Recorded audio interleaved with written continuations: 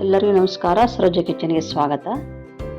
ಇದು ಹುರುಗಡ್ಲೆ ಉಂಡೆ ಅಥವಾ ಪುಟಾಣಿ ಉಂಡೆ ಅಥವಾ ತಂಬಿಟ್ಟು ಅನ್ಬೋದು. ಹುರುಗಡ್ಲೆ ತಂಬಿಟ್ಟು ಹೇಗೆ ಮಾಡೋದಂತ ನೋಡೋಣ. ನಾನು ಒಂದು ಬೌಲ್ ಪುಟಾಣಿ ತೊಗೊಂಡಿದ್ದೀನಿ.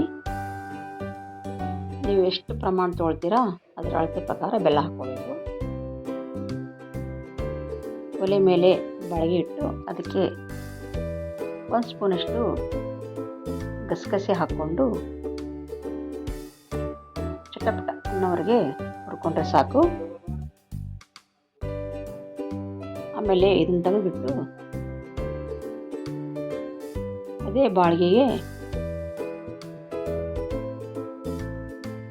ಒಂದು 4 ಸ್ಪೂನಷ್ಟು ಒಣ ಕೊಬ್ಬರಿ ತುರಿ ಸ್ವಲ್ಪ ಬೆಚ್ಚಗೆ ಮಾಡ್ಕೊಳ್ಬೇಕು. ಹಸಿ ವಾಸನೆ ಹೋದರೆ ಸಾಕು. ಸ್ವಲ್ಪ ಬೆಚ್ಚಗೆ ಮಾಡಿಕೊಂಡ್ರೆ ಸಾಕು. ಈಗ ನಾವು ತಗೊಂಡ ಈ ಬೌಲಿಂದ 1 ಬೌಲು ನಾನು ಪುಟಾಣಿ ತೊಗೊಂಡಿದ್ದೆ. ಅದಕ್ಕೆ 1/4 ಬೌಲು ತುಪ್ಪ ಸೇರಿಸ್ಕೊಳ್ತಾ ಇದ್ದೀನಿ. ನಿಮಗೆ ತುಪ್ಪ ಬೇಡ ಅಂದರೆ ನೀರು ಹಾಕ್ಕೋಬೋದು. ನೀರು ಹಾಕ್ಕೊಂಡ್ರೆ ಸ್ಮೂತಾಗಿ ಮೆತ್ತಗೆ ಆಗುತ್ತೆ. ಇದು ಸ್ವಲ್ಪ ಹಾಡಾಗುತ್ತೆ. ಆದರೂ ಬಾಯಲ್ಲಿಟ್ಟರೆ ಕರಗಬೇಕು, ಆ ಥರ ಆಗುತ್ತೆ ನೋಡಿ. ಅದಕ್ಕೆ 3/4 ಬೆಲ್ಲ ಹಾಕಿದ್ದೀನಿ. ನೀವು ಸಿಹಿ ಬೇಕಂದರೆ 1 ಹಾಕ್ಕೋಬೋದು, 1 ಮೇಲೆ ಹಾಕ್ಕೋಬೋದು. ಮಿನಿಮಮ್ 3/4 ಆದರೂ ಹಾಕ್ಕೊಳ್ಳೇಬೇಕು ನೋಡಿ. ಬೆಲ್ಲ ಮತ್ತು ತುಪ್ಪ ಚೆನ್ನಾಗಿ ಕೂಡಬೇಕು. ಬೆಲ್ಲ ಮತ್ತು ತುಪ್ಪ ಕರಗ್ತಾ ಇದೆ. ಏನು ಪಾಕ ಬರಬೇಕಂತೇನಿಲ್ಲ, ಬೆಲ್ಲ ಕರಗಿದ್ರೆ ಸಾಕು. ನೀವು ತುಪ್ಪ ಬೇಡ ಅಂದರೆ ನೀರು ಹಾಕ್ಕೊಳ್ಬೋದು. ಈಗ ಇದಕ್ಕೆ ಹುರಿದ ಕಸಗಸೆ ಹಾಕ್ಕೊಳ್ತೀನಿ ಮತ್ತು ಬೆಚ್ಚಗೆ ಮಾಡಿದ ಕೊಬ್ಬರಿ ಹಾಕ್ಕೊಳ್ತೀನಿ. ನಿಮಗೆ ಡ್ರೈ ಫ್ರೂಟ್ಸ್ ಇಷ್ಟ ಆದರೆ ಇದ್ರ ಜೊತೆ ಹಾಕ್ಕೊಳ್ಬೋದು.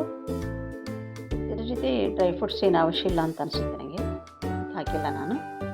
ಇವಾಗ ಇದಕ್ಕೆ ಹಿಟ್ಟು ಹಾಕ್ಕೊಂಬಿಡ್ಬೇಕು ನಾವು. ಪಟಾಪಟ್ ಅಂತ 10 ನಿಮಿಷದಲ್ಲೇ ಮಾಡ್ಬೋದಂತ ಇದು ಪುಟಾಣಿ ಹಿಟ್ಟಿನ ತಂಬಿಟ್ಟು ಅಂತ ಹೇಳ್ಬೋದು. ಈ ಗ್ಯಾಸ್ ಆಫ್ ಮಾಡಿಬಿಡಬೇಕು. ಇಲ್ಲ ಅಂದರೆ ನೀವು ಕೆಳಗೆ ಇಟ್ಬಿಟ್ಟು ಹಿಟ್ಟು ಸೇರಿಸ್ಕೊಳ್ಬೋದು, ಹಾಗೂ ಮಾಡ್ಬೋದು ನೋಡಿ. ತುಂಬ ಹೊತ್ತು ಬಿಟ್ಟರೆ ಇದು ಗಟ್ಟಿ ಹಾಕೋತಾ ಹೋಗುತ್ತೆ. ಅದಕ್ಕೆ ಬಿಸಿ ಇರುವಾಗಲೇ ಕೈಗೆ ಸ್ವಲ್ಪ ತುಪ್ಪ ಅಥವಾ ನೀರು ಸವರ್ಕೊಂಡು ಉಂಡೆ ಕಟ್ಟಿಬಿಡಬೇಕು. ಹಾಗೇನಾದರೂ ನಿಮಗೆ ಉದುರು ಅಂತ ಅನಿಸಿದರೆ ಇನ್ನಷ್ಟು ತುಪ್ಪ ಹಾಕ್ಕೊಳ್ಬೇಕು. ತುಪ್ಪ ಹಾಕ್ಕೊಂಡು ಕಟ್ಕೊಂಡ್ಬಿಟ್ರೆ ತುಪ್ಪದಲ್ಲೇ ಮಾಡಿದಂಥ ಹುರುಗಡ್ಲೆ ಉಂಡೆ ತುಂಬ ಸಿಹಿಯಾಗಿದ್ದಂಥ ರುಚಿಯಾಗಿರುವಂಥ ತಂಬಿಟ್ಟು ಅಂತ ಹೇಳ್ಬೋದು.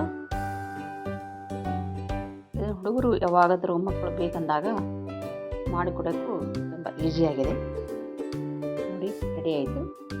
ಈ ವಿಡಿಯೋ ನಿಮಗೆ ಇಷ್ಟ ಆಗಿದ್ದಲ್ಲಿ ಲೈಕ್ ಮಾಡಿ, ಶೇರ್ ಮಾಡಿ, ಪ್ಲೀಸ್ ಸಬ್ಸ್ಕ್ರೈಬ್ ಮಾಡಿ. Thank you.